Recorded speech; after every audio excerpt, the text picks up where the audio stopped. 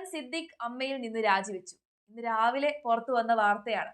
2 ദിവസം മുമ്പ് ഹേമ കമ്മിറ്റി റിപ്പോർട്ടിനോട് പ്രതികരിക്കുകയാണ് എന്നുള്ള രീതിയിൽ അമ്മയുടെ ഭാഗത്തുനിന്നൊരു നാടകം അരങ്ങേറിയിരുന്നു. ആ നാടകത്തിൽ വളരെ ഭംഗിയായിട്ട് അഭിനയം കാഴ്ചവെച്ച വ്യക്തിയാണ് നിങ്ങൾ ആലോചിക്കണം. ഞാൻ ഭയങ്കര മാന്യനാണ് എന്ന് തോന്നിക്കുന്ന രീതിയിൽ വളരെ കാമായിട്ടിരുന്നാണ് സംസാരിക്കുന്നത്. ഇത് ഒറ്റപ്പെട്ട സംഭവമാണ്, എല്ലാ സ്ഥലത്തും നടക്കുന്ന സംഭവമാണ് എന്നുള്ള രീതിയിൽ ഒരു വേഗമായിട്ടുള്ള ഒരു മറുപടി തന്ന് അവർ എഴുന്നേറ്റ് അങ്ങ് പോയി.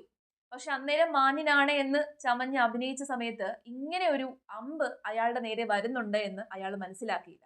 ആ അമ്പ് എന്താണെന്നുള്ളത് ഞാൻ കാണിച്ചു തരാം.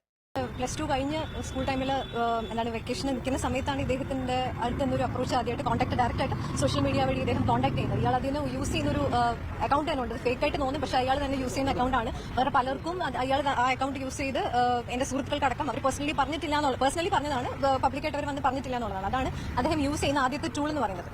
പിന്നീട് ഈ പറഞ്ഞ പോലെ ഒരു മൂവിയുടെ ഡിസ്കഷന് വേണ്ടിയാണ് ഇവിടെ നില തിയേറ്ററിൽ ഒരു പ്രിവ്യൂ ഉണ്ടായിരുന്നു, സുഖമായിരിക്കട്ടെ എന്ന് പറയുന്ന ഒരു മൂവിയുടെ. അപ്പം അതിന് പ്രിവ്യൂ കണ്ടതിന് ശേഷം അസറ്റ് ഹോട്ടലിൽ വെച്ചിട്ട് ആ പടത്തിന്റെ ഡിസ്കഷൻ ചെയ്യാം എന്ന് പറഞ്ഞിട്ടാണ് ഞാൻ ഡിസ്കഷന് വേണ്ടിയാണ് അവിടെ പോകുന്നത്. ഇത് സംഭവിക്കുന്നത് 20-21 വയസ്സുള്ളപ്പോൾ ഉള്ള കാര്യമാണ് ഞാൻ പറയുന്നത്. അപ്പോൾ അവിടെ പോകുമ്പോൾ ഇദ്ദേഹത്തിന്റെ ഒരു അപ്രോച്ച് എന്ന് പറയുന്നത് അതുവരെ മോളെ എന്നുള്ള സോ കോൾഡ് മോളെ, എല്ലാവരെയും വിളിക്കുന്ന പോലെ മോളെ, ഈ മോളെ വിളിയിൽ നമ്മൾ ഒരിക്കലും ആ ഒരു സമയത്ത് നമ്മൾ പ്രതീക്ഷിക്കുന്നില്ല ഇങ്ങനെയാണ്, ഇങ്ങനത്തെ ഒരു അപ്രോച്ച് ആയിരിക്കാം ഇദ്ദേഹത്തിന് സംഭവിക്കുന്നതെന്ന് അറിയില്ല. ഒരിടത്ത് നമ്മൾ ബാക്കപ്പ് കിട്ടി നമ്മൾ വിചാരിക്കുന്നില്ല എന്നുള്ളതാണ്. അപ്പം അവിടെ പോയപ്പോഴാണ് ഇദ്ദേഹം എന്നോട് ആ ഡിസ്കഷന്റെ കാര്യത്തിൽ വളരെ പ്രൊഫഷണൽ ആയിട്ട് ഒരു അപ്രോച്ച് ആയിട്ടാണ് നമ്മൾ പോകുന്നത്. ഇതാണ് സംഭവം എന്ന് പറയുമ്പോൾ ഫസ്റ്റ് ഓൾ അങ്ങനത്തെ ഒരു മൂവി ഇവിടെ എക്സിസ്റ്റ് ചെയ്യുന്നില്ല, അതൊരു കള്ളമാണ് എന്നുള്ളതാണ് ഒരു അഡൽട്ട് ആയതിനു ശേഷമൊക്കെ ഞാൻ മനസ്സിലാക്കുന്നത്. അപ്പോൾ ഇദ്ദേഹം അവിടെ വെച്ചിട്ടാണ് എന്നെ സെക്ഷലി അബ്യൂസ് ചെയ്തത്. It was A trap. ആദ്യം തന്നെ ഒരു കാര്യം പറയാതിരിക്കാൻ വേണ്ടി പറ്റില്ല. ഇത്തരത്തിലുള്ള എക്സ്പീരിയൻസിലൂടെ കടന്നു പോകുന്ന സ്ത്രീകളെ സമ്മതിക്കണം. ഇങ്ങനെയുള്ള ഒരു എക്സ്പീരിയൻസ് ഉണ്ടായി അതിനെ അതിജീവിച്ച് വന്നവരെ എല്ലാവരെയും നമ്മൾ അപ്രീഷിയേറ്റ് ചെയ്യേണ്ടതാണ്. കാരണം അതൊരു വല്ലാത്ത അനുഭവമാണ്. ഇത്തരത്തിലുള്ള സാഹചര്യങ്ങളെ സിറ്റുവേഷൻ നമുക്ക് നൽകുന്ന മെന്റൽ സ്ട്രെസ് എന്ന് പറയുന്നത്, മെന്റൽ പ്രഷർ എന്ന് പറയുന്നത്, അത് ഒരിക്കലും നമുക്ക് പറഞ്ഞാൽ മനസ്സിലാക്കാൻ വേണ്ടി പറ്റില്ല. കാരണം അത് നേരിട്ട് അനുഭവിക്കണം. ഇപ്പൊ നമ്മളൊക്കെ അത് അനുഭവിക്കാതെ അതിനെക്കുറിച്ച് എത്ര സംസാരിച്ചു കഴിഞ്ഞാലും അത് ശരിയാകണമെന്നില്ല. കാരണം അത് നേരിട്ട് അനുഭവിച്ചാൽ മാത്രമേ അതിന്റെ ഭീകരത എത്രത്തോളമാണെന്ന് മനസ്സിലാക്കാൻ വേണ്ടി പറ്റത്തുള്ളൂ.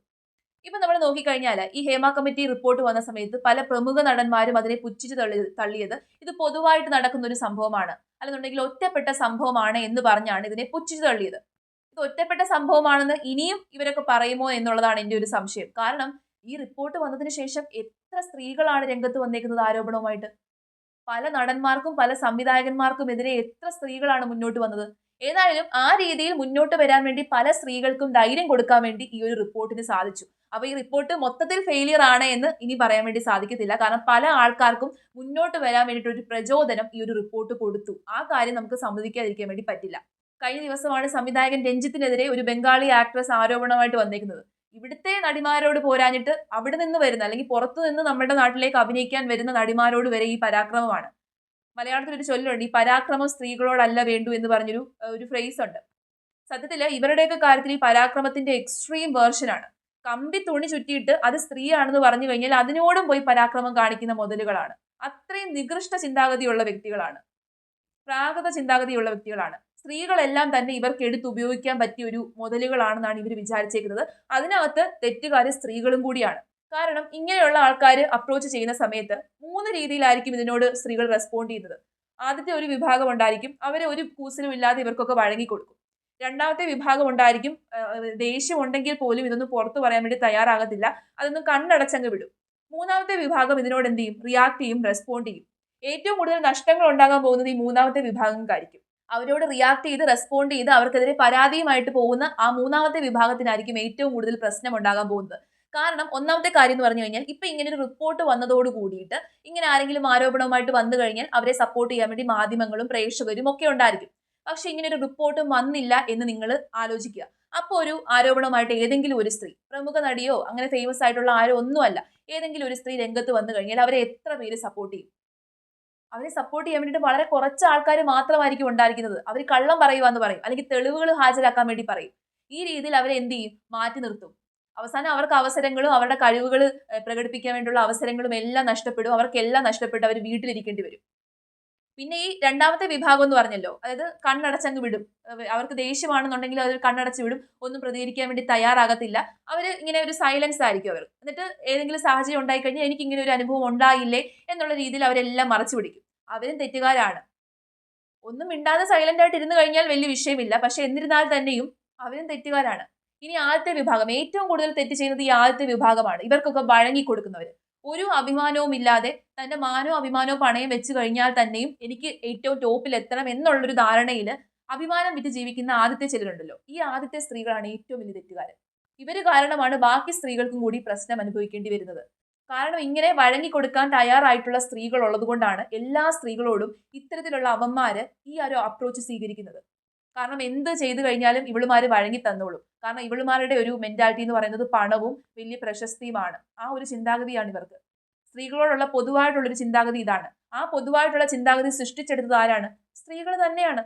അത് പറയാതിരിക്കാൻ വേണ്ടി പറ്റത്തില്ല. ആ ചിന്താഗതി ഉണ്ടാക്കിയെടുക്കാൻ വേണ്ടി കാരണക്കാരായത് സ്ത്രീകൾ തന്നെയാണ്. അപ്പൊ സ്ത്രീകൾ തന്നെ ആ ഒരു ചിന്താഗതി അത് തെറ്റാണ് എന്ന് കാണിച്ചു കൊടുക്കണം. ഇങ്ങനെയല്ല ഞങ്ങളെന്ന് കാണിച്ചു കൊടുക്കണം. സ്വന്തം കഴിവിലും സ്വന്തം അഭിമാനത്തിലും വിശ്വാസമുള്ള ആൾക്കാർക്ക് ഒരിക്കലും തന്റെ അഭിമാനം പണയം വെക്കേണ്ട കാര്യമില്ല. കഴിവുണ്ടോ ഉറപ്പായിട്ടും എന്ത് ചെയ്യും? രക്ഷപ്പെടും. അതിപ്പോ ആര് നമ്മളെ അടിച്ചു താഴ്ത്താൻ ശ്രമിച്ചു കഴിഞ്ഞാലും നമുക്ക് കഴിവുണ്ടോ നമ്മൾ രക്ഷപ്പെടും. അപ്പൊ കഴിവിൽ വിശ്വാസമില്ലാത്ത ആൾക്കാരാണ് ഇങ്ങനെ ശരീരം വിറ്റ് അഭിമാനം വിറ്റ് വഴങ്ങി കൊടുക്കാൻ വേണ്ടി തയ്യാറാകുന്നത്. അത് മനസ്സിലാക്കിക്കൊള്ളുക. അപ്പോൾ ഇനിയൊരു ചോദ്യം ഉയർന്നു വരും. ഇനി എന്ത്? ഇങ്ങനെ ഒരു റിപ്പോർട്ട് വന്നു, കുറെ ആരോപണങ്ങൾ വരുന്നുണ്ട്. അപ്പൊ ഇനി എന്താണ് ചെയ്യേണ്ടത്? ഇതിനെതിരെ എന്ത് പരിഹാരമാണ് നമുക്ക് കാണാൻ വേണ്ടി സാധിക്കുന്നത്? ഇങ്ങനെ ചലച്ചിത്ര മേഖലയിൽ, സിനിമാ മേഖലയിൽ സ്ത്രീകൾ സുരക്ഷിതരാണോ എന്ന് ഉറപ്പുവരുത്തണം. ഇപ്പൊ നമ്മളൊരു കമ്മിറ്റിയെ നിയോഗിച്ചു. അല്ലാതെ സ്ത്രീകൾക്ക് വേണ്ടി സംസാരിക്കാൻ വേണ്ടിയിട്ട് ഇപ്പൊ WCC എന്ന് പറയുന്ന ഒരു സംഘടനയുണ്ട്, ഒരു അസോസിയേഷൻ ഉണ്ട്. അവർക്ക് വലിയൊരു സ്ട്രെങ്ത് ഒന്നുമില്ല. അവരെ വലുതായിട്ട് ആരും തന്നെ സപ്പോർട്ട് ചെയ്യുന്നില്ല. അപ്പൊ ഇനി അങ്ങനെയല്ല വേണ്ടത്. ഇപ്പൊ അമ്മ എന്ന് പറയുന്നൊരു സംഘടനയുണ്ട്. പക്ഷെ അമ്മ എന്ന് പറയുന്ന സംഘടനയിൽ സ്ത്രീകളുടെ പ്രശ്നങ്ങളൊക്കെ നല്ല രീതിയിൽ അഡ്രസ്സ് ചെയ്യുന്നുണ്ടോ എന്ന് ചോദിച്ചു കഴിഞ്ഞാൽ ഇല്ല. അവിടെ ഏറ്റവും ടോപ്പിൽ നിൽക്കുന്ന ആൾക്കാർക്ക് അവരുടെ നേട്ടത്തിന് വേണ്ടിയിട്ട് അവർ ക്രിയേറ്റ് ചെയ്തിട്ടുള്ള ഒരു സംഘടനയാണ് ഈ അമ്മ എന്ന് പറയുന്നത്. അതിപ്പോ കേരളത്തിലുള്ള എല്ലാ കുഞ്ഞുങ്ങൾക്കും അറിയാം. അപ്പൊ ഇനി എന്താണ് വേണ്ടതെന്ന് ചോദിച്ചു കഴിഞ്ഞാൽ, ഇങ്ങനെ സ്ത്രീകൾ സുരക്ഷിതരാണോ എന്ന് ഉറപ്പുവരുത്താൻ വേണ്ടിയിട്ട് സ്ത്രീകൾക്ക് എന്തെങ്കിലും പ്രശ്നം ഉണ്ടായി കഴിഞ്ഞാൽ അത് ചോദ്യം ചെയ്യാനുള്ള ഒരു സംഘടന, ശക്തമായിട്ടുള്ള ഒരു സംഘടന സിനിമാ മേഖലയിലും വരണം. ഇപ്പം ജസ്റ്റിസ് ഹേമയുടെ നേതൃത്വത്തിലാണല്ലോ അങ്ങനെ ഒരു ഇതുണ്ടായിരുന്നത്, ഒരു കമ്മിറ്റി ഉണ്ടായിരുന്നത്. കഴിഞ്ഞ ദിവസം ജഗദീഷ് തന്നെ പറഞ്ഞു, ജസ്റ്റിസ് ഹേമയുടെ നേതൃത്വത്തിൽ ഒരു കമ്മിറ്റി ഉണ്ടായി, അതിനൊരു റിപ്പോർട്ട് ഉണ്ടായി. അപ്പൊ അവർ തന്നെ ഇതിനൊരു സൊല്യൂഷനും പറഞ്ഞു വെക്കട്ടെ എന്ന് അദ്ദേഹം പറഞ്ഞു. പക്ഷെ അവരല്ല സൊല്യൂഷൻ കണ്ടെത്തേണ്ടത്. സിനിമാ മേഖലയിൽ തന്നെ ശക്തമായിട്ട് പ്രതികരിക്കുന്ന സ്ത്രീകളുണ്ടല്ലോ, അവർ മുന്നോട്ട് വന്നിട്ട് ഇതിനെതിരെ ഒരു സൊല്യൂഷൻ കണ്ടെത്തണം. ഒരു അസോസിയേഷനോ അല്ലെങ്കിൽ അവർക്കെതിരെ സംസാരിക്കാൻ വേണ്ടിയിട്ടുള്ള ഒരു സംഘടനയോ അങ്ങനെ എന്തെങ്കിലും ഒക്കെ ഒരു കാര്യം രൂപീകരിച്ച് അവിടെ ജോലി ചെയ്യുന്ന സ്ത്രീകൾ സുരക്ഷിതരാണോ എന്നുള്ളത് ഉറപ്പുവരുത്തണം. ശക്തമായിട്ടുള്ള ഒരു അസോസിയേഷൻ അവിടെ ക്രിയേറ്റ് ചെയ്യണം. പിന്നെ വേട്ടക്കാരുടെ കൂട്ടത്തിൽ സ്ത്രീകളുമുണ്ട്, അത് പറയാതിരിക്കാൻ വേണ്ടി പറ്റത്തില്ല. പുരുഷന്മാർ മാത്രമല്ല വേട്ടക്കാര്.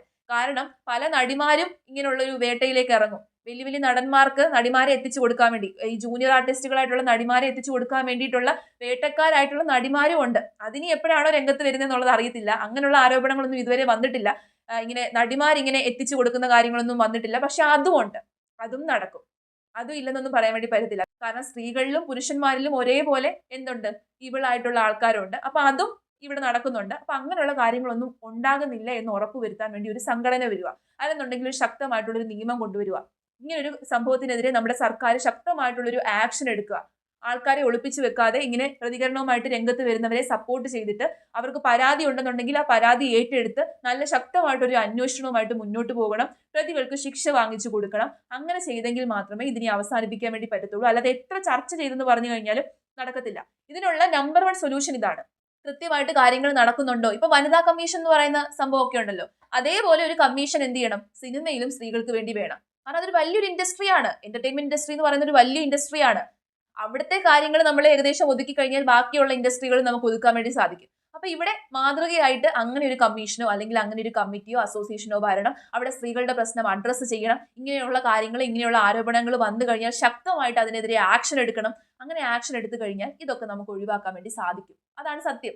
ഉറപ്പായിട്ട് ഒഴിവാക്കാൻ വേണ്ടി സാധിക്കും. പക്ഷെ നമ്മൾ ആക്ഷൻ എടുക്കണം. ഗവൺമെന്റ് അതിന് തയ്യാറാകണം. നിയമങ്ങൾ കൊണ്ടുവരണം. ഒരിക്കലും വേട്ടക്കാരെ ഒളിപ്പിച്ചു വെക്കരുത്. വേട്ടക്കാരായിട്ടുള്ള ആൾക്കാരെ പൊതുജനങ്ങളുടെ മുമ്പിൽ എറിഞ്ഞു കൊടുത്തേക്കണം.